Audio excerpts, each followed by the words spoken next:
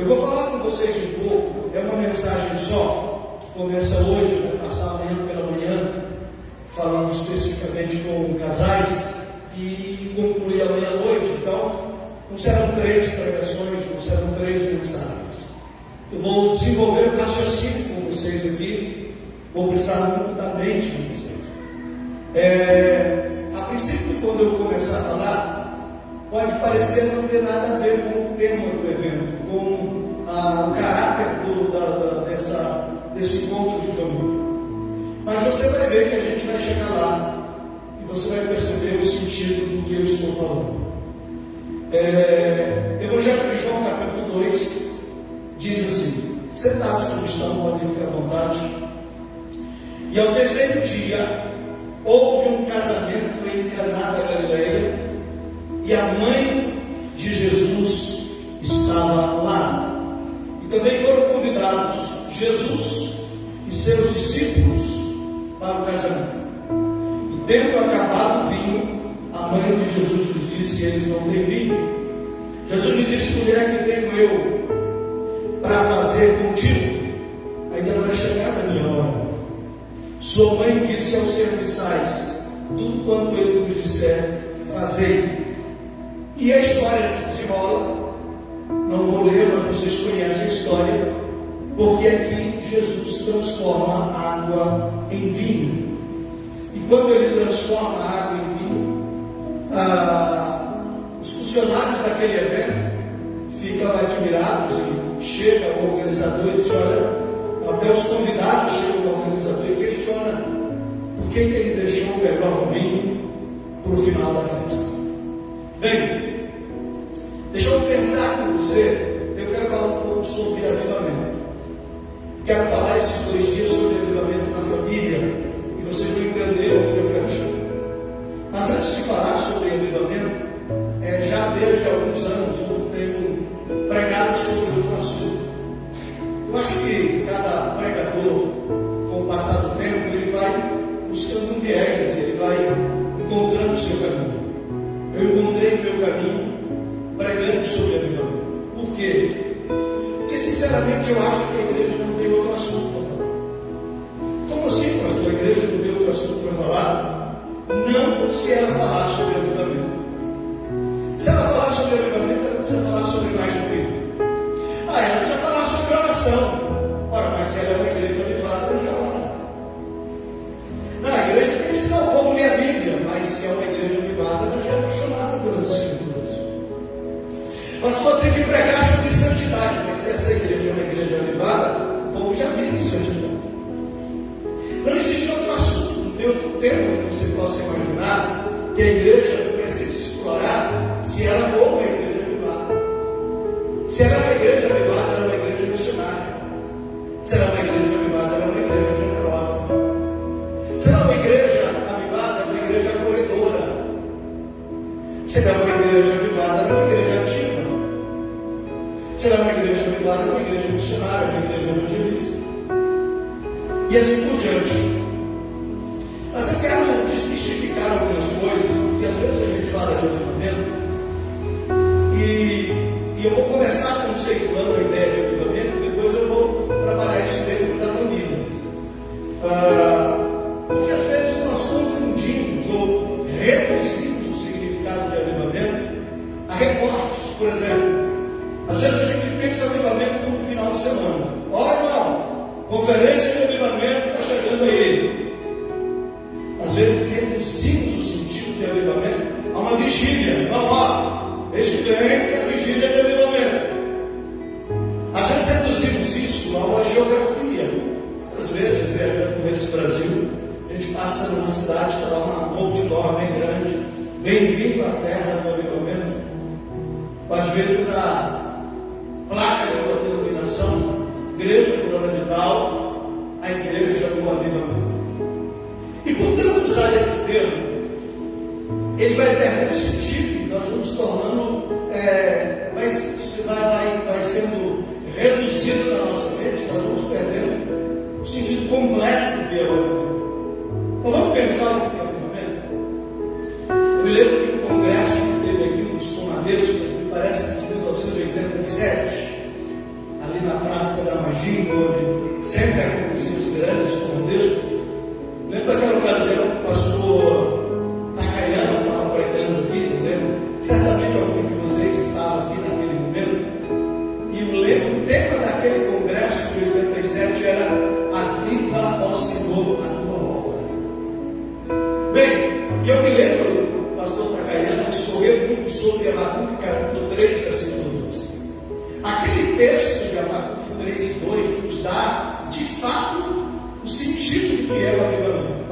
O texto diz assim: olha, ouvi, ó Senhor, a tua palavra e temi. Aviva, ó Senhor, a tua obra. No meio dos anos a notifica. Na ira, lembra-te da misericórdia. Deus veio de Temã e o santo do monte Parã. Até aí vamos destrinchar o texto para você entender. O profeta começa dizendo: ouvi a tua palavra e temi. Então, todo avivamento é precedido por um reposicionamento da noiva com as escrituras. Ouvi a tua palavra e temi. Aquela palavra que eu ouvi tantas vezes, aquela pregação que eu ouvi tantos anos, chegou um dia que aquilo entrou como espada penetrante na minha alma e aquilo me fez tremer.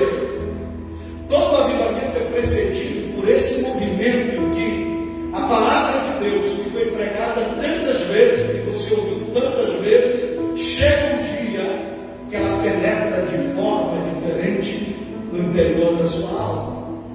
Aí o profeta Abacuque faz uma oração por avivamento, e a oração é: aviva, ó Senhor, a tua obra. Ora, todo avivamento é precedido por um movimento de oração. Então todo avivamento é precedido por duas coisas: um reposicionamento da noiva com as escrituras voltando para o centro. Essa igreja, eu não posso dizer, afirmar categoricamente que aquela geração que nós vivemos tenha sido uma geração que viveu um grande avivamento, mas eu posso afirmar que aconteceu algo diferente do normal.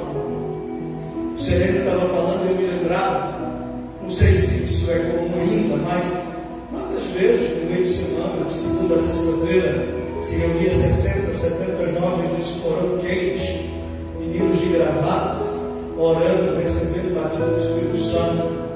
Não sei se aquilo pode ser chamado de um avivamento, mas alguns gravetos foram incendiados naquela geração.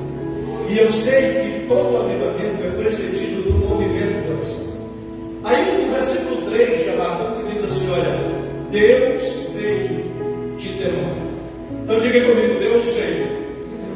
Olha, o profeta diz: ouvi a tua palavra e temi. Reposicionamento com as escrituras. Aviva a tua obra. Movimento de oração. Movimento de oração. Olho. E o resultado disso é Deus.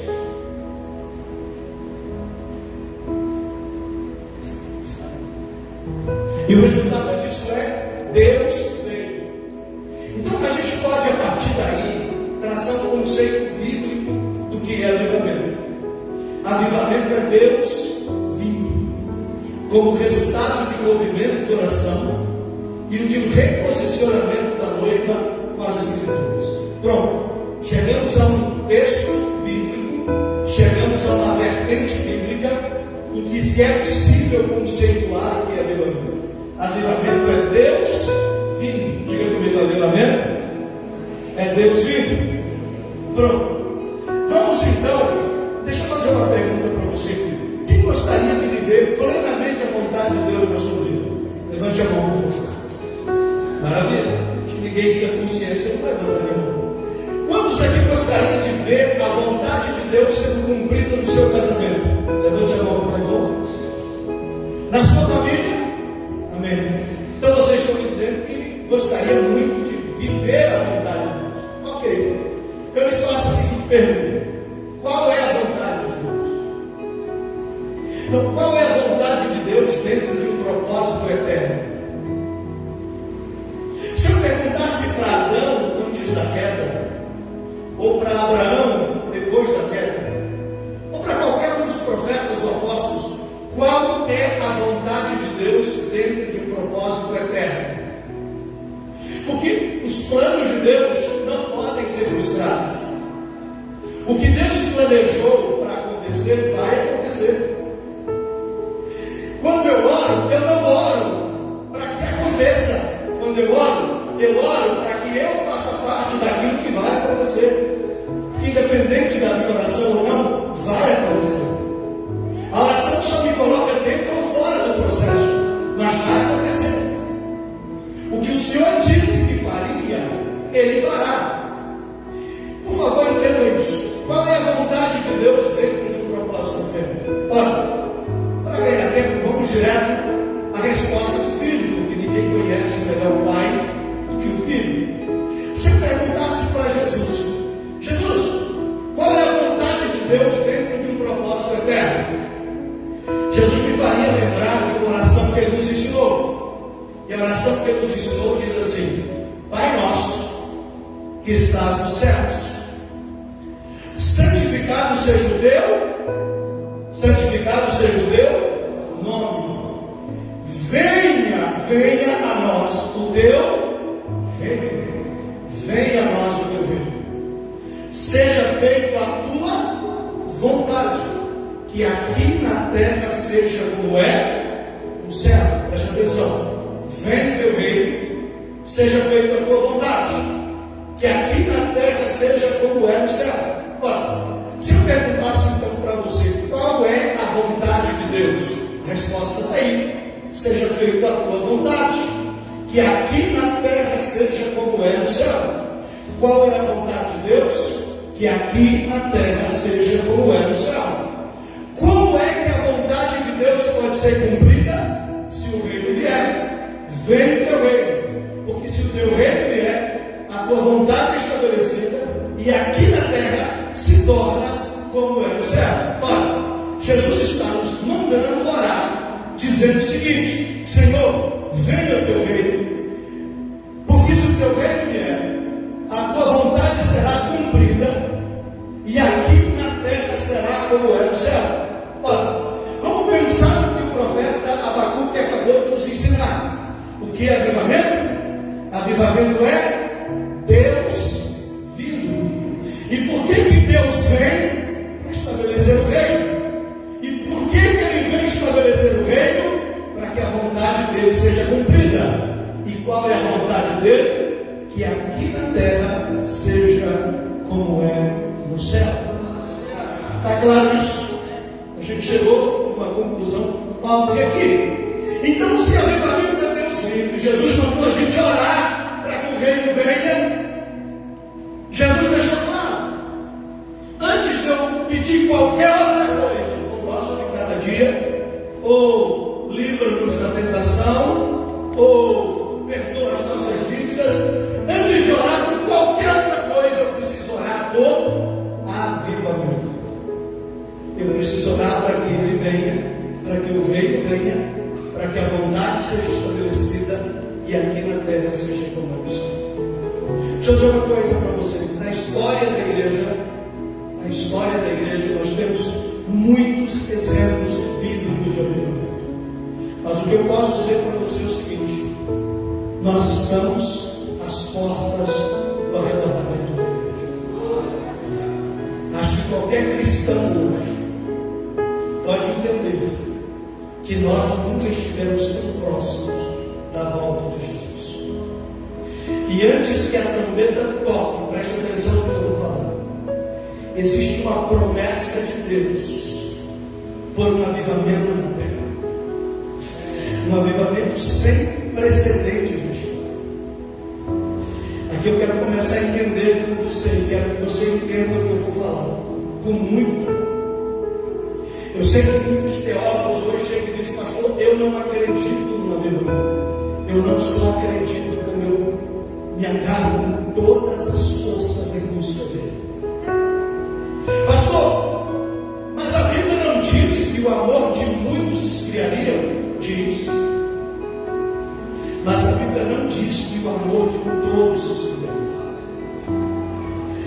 Se você olhar para um apontamento profético nos últimos dias, você vai encontrar duas igrejas na terra antes do arrebatamento.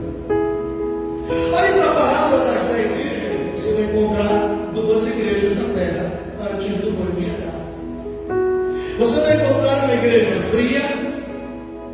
apóstata, você vai encontrar uma igreja indiferente, você vai encontrar uma igreja religiosa, e você vai encontrar uma igreja aquecida, uma igreja inflamada pelo fogo de Deus, uma igreja cheia da presença de Deus, uma igreja cheia da glória de Deus.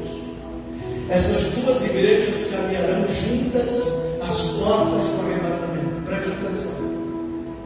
Agora, o que eu preciso deixar claro, para que você não comece a dizer qual é a minha igreja, preste atenção. Essas duas igrejas podem estar no mesmo culto, sentadas no mesmo banco, ouvindo a mesma pregação. Eu vou repetir: essas duas igrejas podem estar no mesmo ambiente,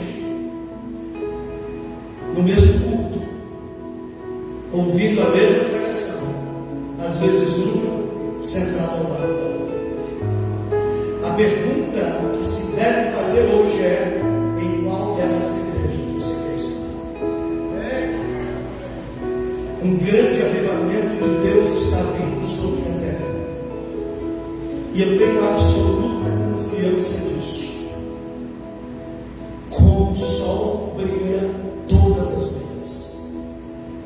Pastor, por que o senhor sabe disso? Por apontamentos proféticos.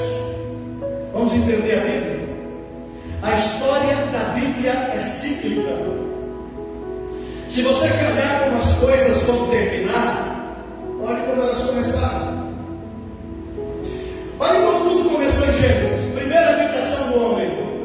O homem num jardim, na beira de um rio, com uma árvore chamada árvore da vida. Esse é o primeiro cenário da habitação humana. Viagem para o Apocalipse. Olha o último cenário da habitação humana. O homem num jardim, na beira do rio, com uma árvore no meio do jardim chamada árvore da vida.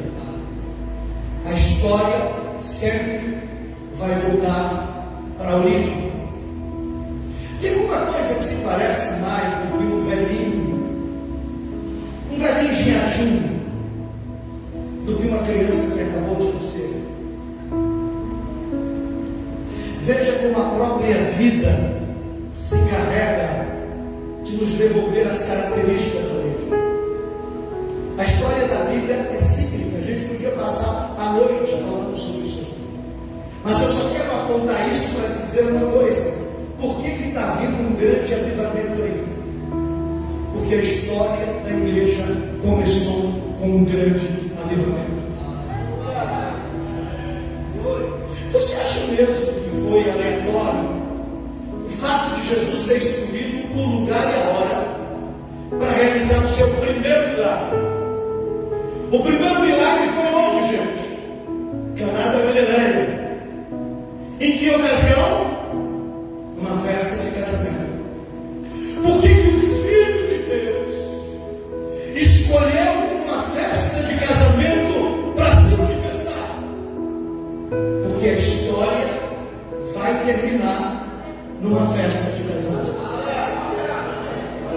A festa de casamento em Caná não é um evento histórico apenas, é um evento profético. O Senhor escolhe uma festa de casamento para começar como o convidado, porque Ele sabe que no final da história, a história termina num casamento onde Ele não é o convidado, onde Ele é o noivo.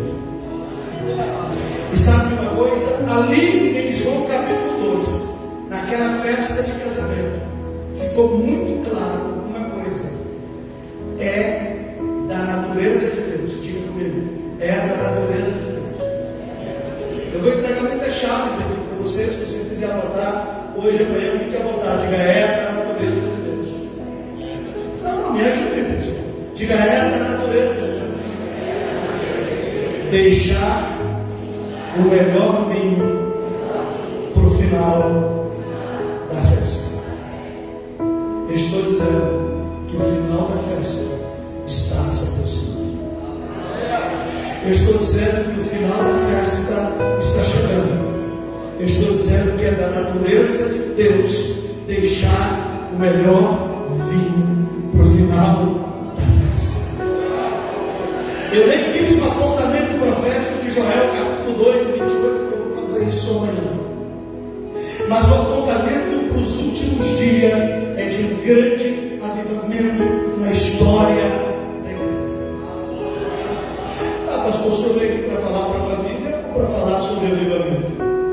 Eu vim para falar sobre avivamento na família. Pastor, já que o senhor acabou de me dizer que está vindo avivamento aí, ok, eu acredito. Tem apontamento profético, eu acredito. É o melhor vinho para o final da festa, também acredito.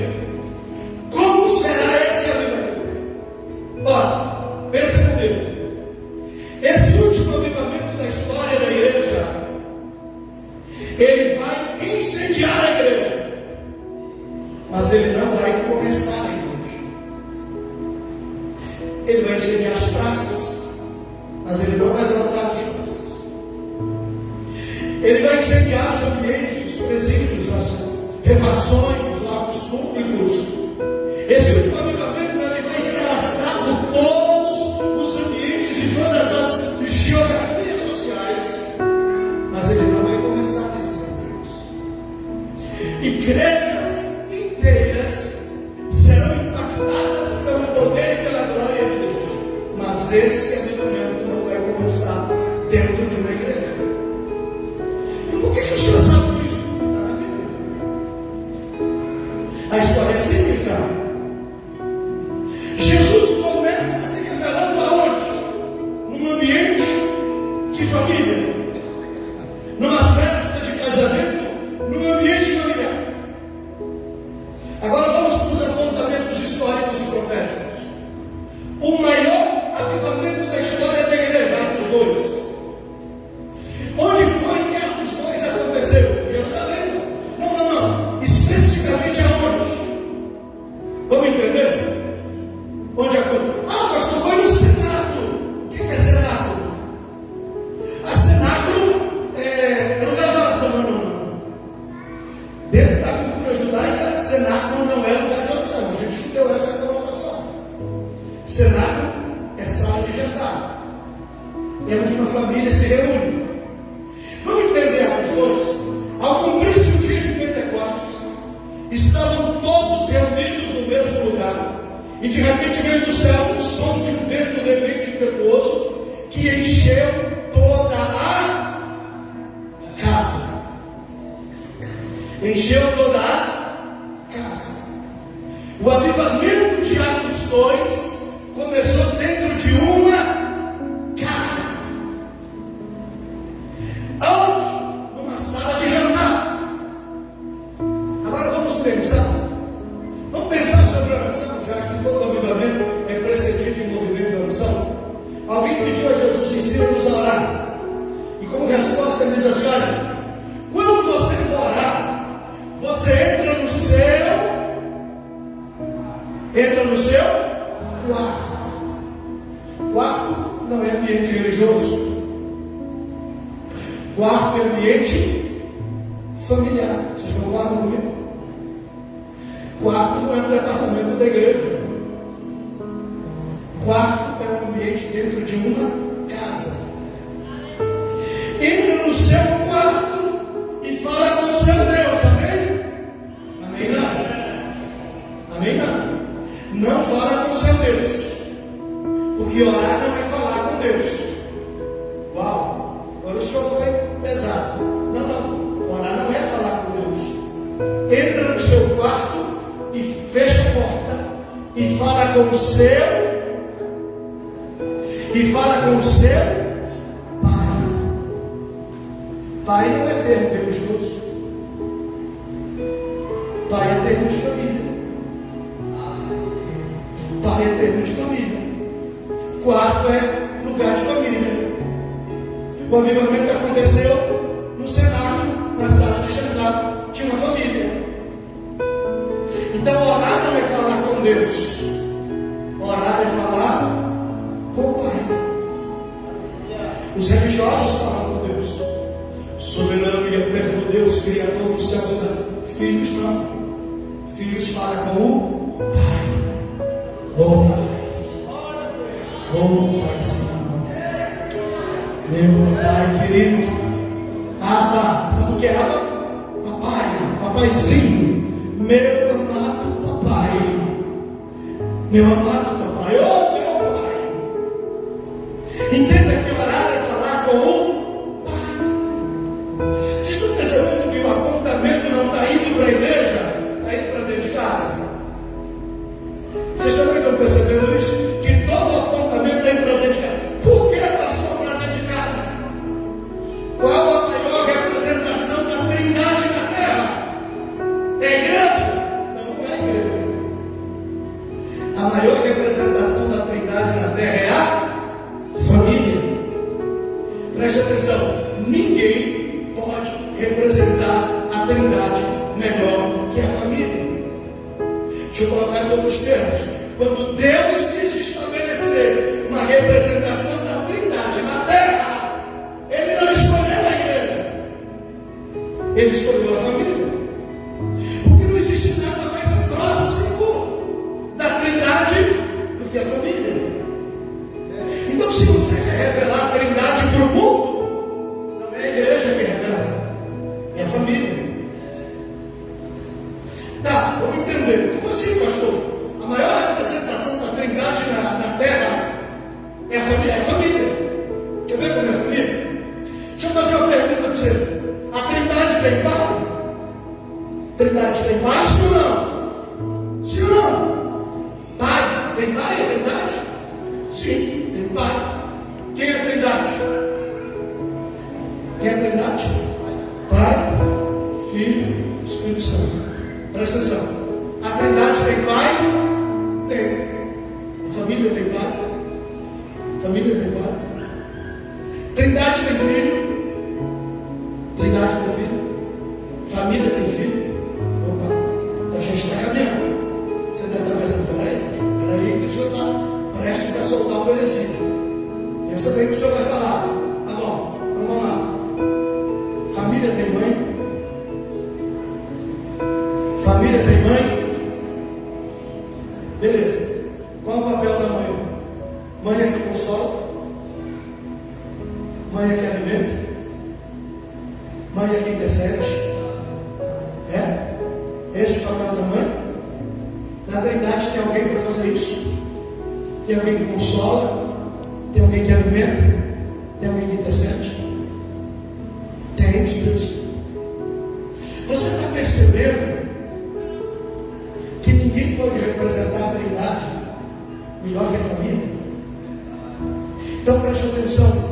Você acha que o inferno quer destruir a igreja? Não, ele quer destruir seu casamento. Ele quer acabar com a família. Porque se ele acaba com a família, ele dá prosseguimento a um projeto maligno que começou onde? No Éden. Deixa eu dizer uma coisa para vocês. Nós lideramos a cabana e tem um modelo de cabana chamado Cabana Tim. Quem lidera isso é a minha filha Samara, esposo dela, o missionário Esdras. Cabana Tim é um programa de treinamento para adolescentes de 12 a 15 anos de idade. Meninos passam uma semana com a gente, numa chácara. Sabe o que a gente tem visto? Escute o que eu vou falar. Mais de 90% dos problemas que essa geração enfrenta são problemas relacionados à paternidade. Acho que tem educadores. Acho que qualquer educador cristão vai chegar à conclusão que o maior problema do mundo é o problema de paternidade. Por que é o problema de paternidade? Isso foi gerado aonde? No Éden. O que aconteceu no Éden? O Adão pecou. Quando Adão pecou, a cultura da orfandade foi estabelecida na terra. E a partir daquele dia, os filhos se esconderam atrás das árvores. Preste atenção, Deus nunca cancelou a agenda. Sabe aquela caminhadinha na viração do dia que Deus fazia com Adão? Vamos parafrasear? Deus botou o tênis e disse: Adão, estou aqui, vamos caminhar. Adão,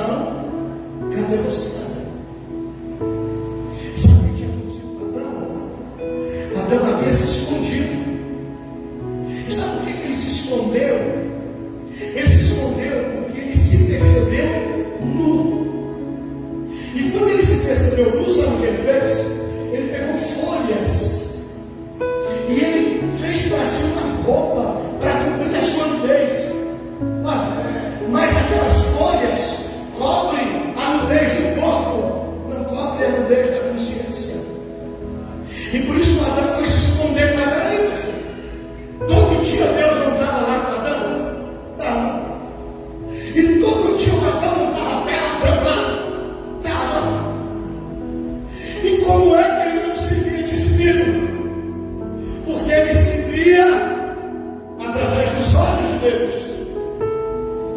Mas no momento que o pecado entrou, ele começou a ver Deus através dos seus olhos. E ele começou a enxergar em Deus um Deus punitivo, que iria castigar por isso. E ele se escondeu. Quando uma mulher, diga mais forte, uma mulher, diga no jardim, ouviu uma voz, tomou o fruto e ingeriu e deu ao seu marido. É assim que a história da orfandade começa. Uma mulher no jardim, ouvindo uma voz, ingerindo o fruto. E os filhos começam a se esconder do pai. É por isso que o Senhor enviou o tempo da graça.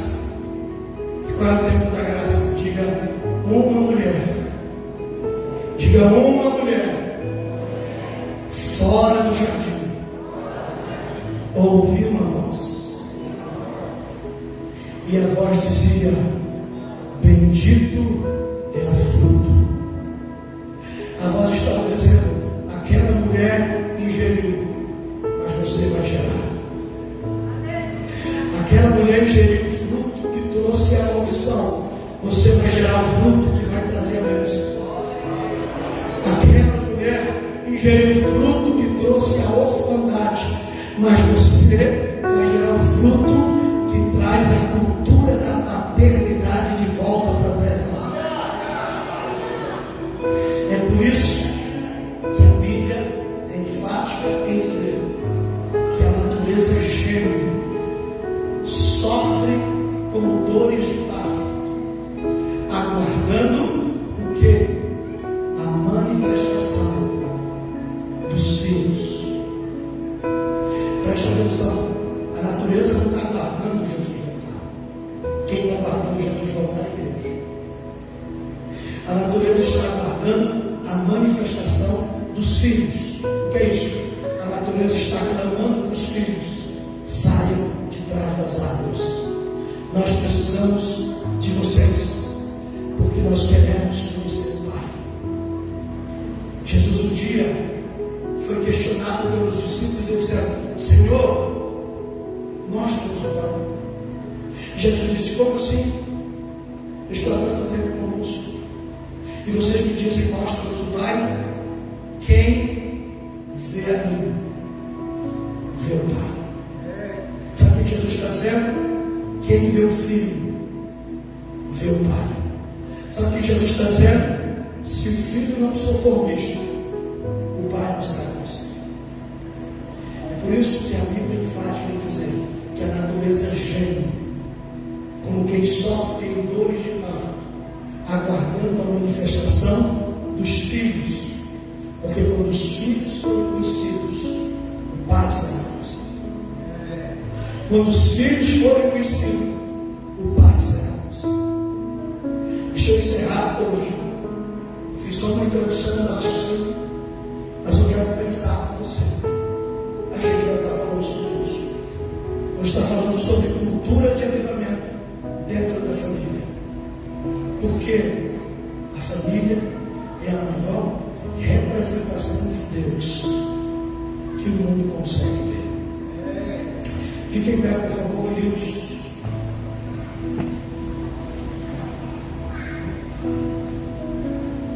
Deixa eu dizer uma coisa para você. Se existe uma bazuca do inferno apontada para algum lugar, não é para a nossa igreja, é para a nossa casa, é para Se as nossas famílias não fracassarem, a igreja não fracassará. Se as nossas famílias não fracassarem, a igreja não fracassará. Não existe sucesso no projeto da igreja sem sucesso no projeto da família. Durante muitos anos, eu viajei no Brasil pregando encontro de casais, inclusive aqui. Parei de pregar encontro de casais, já há alguns anos. Por que eu parei? Um dia eu fui a Caldas Novas ministrar um encontro de casais de uma igreja de Anápolis, pelo terceiro ano consecutivo. Esse encontro de casais, eles não querem Bíblia. Eles querem pregadores engraçados que fazem uma espiadinha, que o povo agrada, sorri. Eu virei para o pastor da igreja e perguntei assim: que casal que sobre o culto nos anos anteriores? Aí o pastor me disse que se divorciaram. Aí eu pensei: o que você está fazendo aqui esse tempo todo? Deixa eu dizer uma coisa: mensagens engraçadas não seguram casamento. É legal, não estou condenando quem faz. Eu já fiz muito. Aquelas piadinhas, isso não segura casamento. Isso não sustenta casamento mesmo. É bacana, a gente faz umas fotos e o povo sorri, gargalhadas, mas isso não segura casamento. Não. Sabe o que segura casamento? Experiência sobrenatural com o Espírito Santo de Deus. Até que você me prove o contrário. Me mostre um casal que decidiu se divorciar porque tem problemas de diálogo, ou porque não tem afeto, por qualquer outro assunto, que decidiu se divorciar. Mas antes de procurar o advogado, fizeram um trato e disseram assim: a gente vai divorciar, vamos fazer uma campanha de jejum e oração de uma semana aqui no pé da cama, e depois a gente vai divorciar. E mostra um casal que fez isso e continuou no divórcio. Então o sustento de uma família é: vem o teu reino, que aqui na terra seja como no céu. Se os pais aprenderem a trazer a cultura do céu para dentro de casa, a família vai prevalecer. Se as mães conseguirem trazer a cultura do Espírito Santo para dentro de casa, a família vai prevalecer. Se os filhos conseguirem trazer a cultura do filho para dentro de casa, a família vai prevalecer. Então eu estou começando a construir um raciocínio com vocês. Fiz uma introdução, abri um leque do que a gente vai estar falando aqui sobre levando a família para África. Amanhã a gente vai falar sobre África.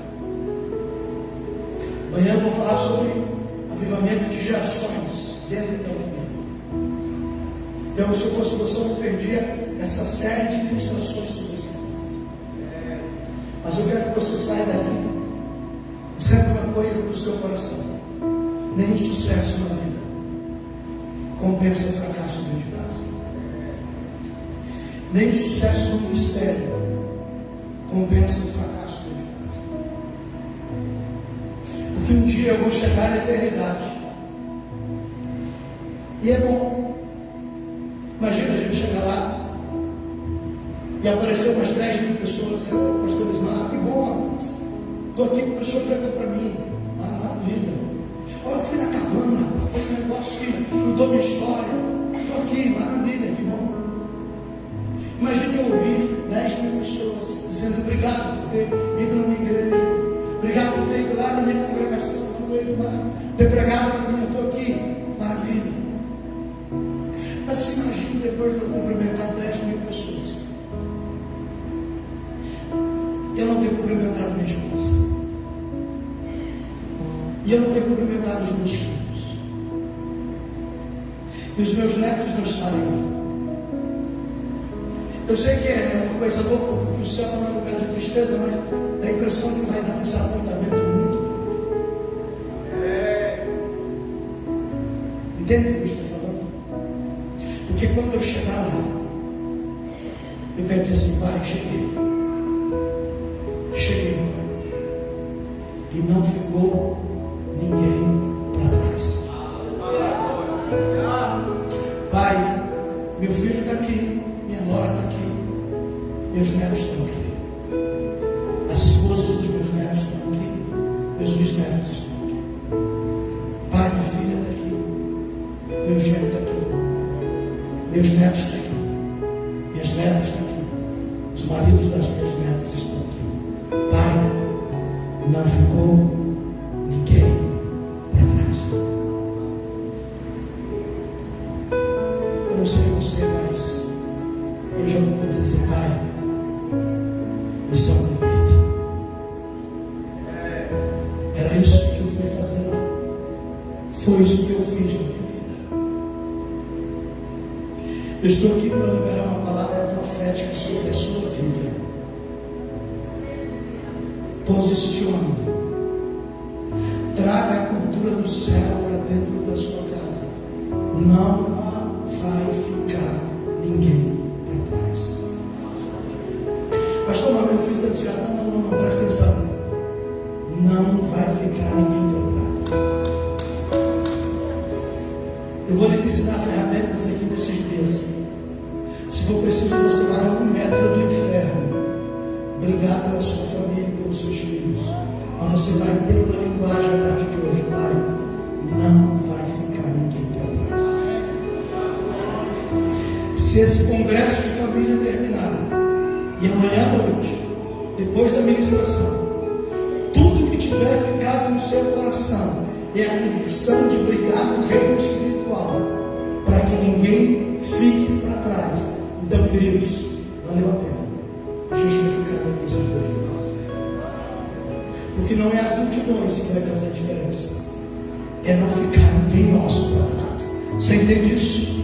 É não ficar ninguém. Pastor, você está sendo egoísta. Não. E o mundo, queridos? Se a minha família reproduzir a Trindade, o mundo vai ver o Pai. O mundo vai conhecer o Pai. Porque quem vê o Filho, vê o Pai. Feche os seus olhos e quero orar com você. Pai, obrigado, Senhor, por esse primeiro momento. A gente aqui, Pai, começou a construir um raciocínio de forma bem didática, para que os teus filhos entendam o propósito. Deus, não deixa que essa semente que foi lançada hoje seja roubada pelas aves de rapina daqui a pouco no Netflix, ou nas redes sociais, ou numa pizzaria qualquer. Não permita que essa semente, que ela seja roubada, mas que ela comece a germinar hoje ainda no coração dessa igreja, Pai. E eu tenho convicção que o exército está se levantando na terra, disposto a viver o melhor vinho para o final da festa. Nós te pedimos isso, Pai, em nome de Jesus. Amém. Deus nos abençoe, Deus.